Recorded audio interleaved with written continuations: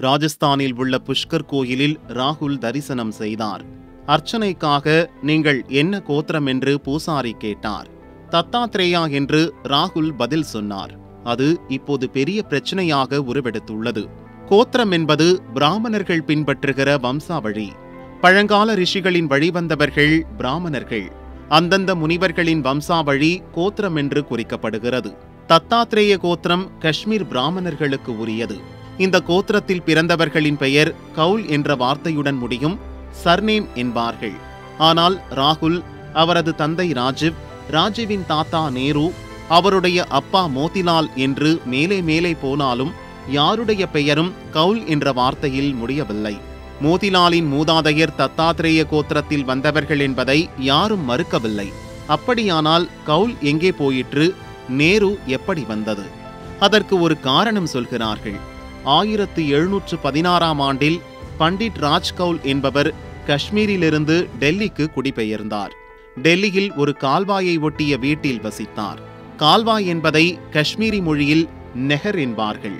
ராஜ்கவுலை அந்த பகுதி மக்கள் நெஹ்ரு என்று குறிப்பிட ஆரம்பித்தனர்.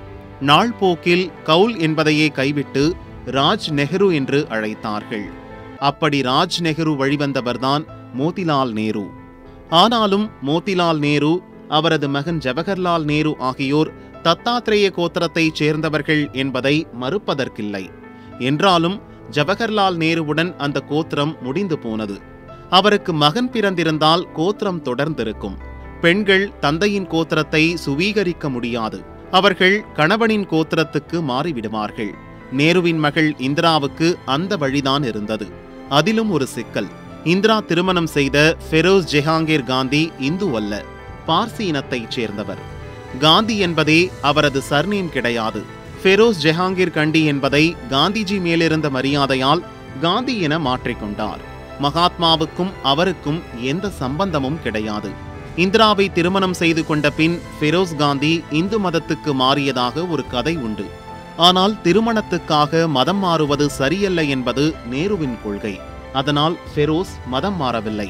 சட்ட சிக்கல்கள் நேரக்கூடாது என்பதற்காக அவர் மதம் மாறினார் என்று சில எழுத்தாளர்கள் பதிவு செய்ததை ஊர்ஜிதம் செய்யும் ஆதாரங்கள் எதுவும் இல்லை. ஒருவேளை ஃபெரோஸ் இந்துவாக மாறியிருந்தாலும் கூட மாமனாரின் கோத்திரம் அவருக்கு தொடர வழியே கிடையாது. இதே புஷ்கர் கோயிலுக்கு பிரம்மாவை வழிபட இந்திரா வந்திருக்கிறார். என்ன கோத்திரம் என்று கேட்டபோது அப்பாவின் கோத்திரத்தையே சொல்லியிருக்கிறார். ஆனால் அவரது மகன் ராஜீவ், சஞ்சய் ஆகியோருக்கு அந்த உரிமை கூட கிட்டவில்லை. எனவே அடுத்த தலைமுறையைச் சேர்ந்த ராகுல் தன் பாட்டனோடு முடிந்து போன தத்தாத்ரேய கோத்திர பிராமணன் என்று சொல்லிக் கொண்டது எந்தவித அடிப்படையும் இல்லாத தகவலாகும்.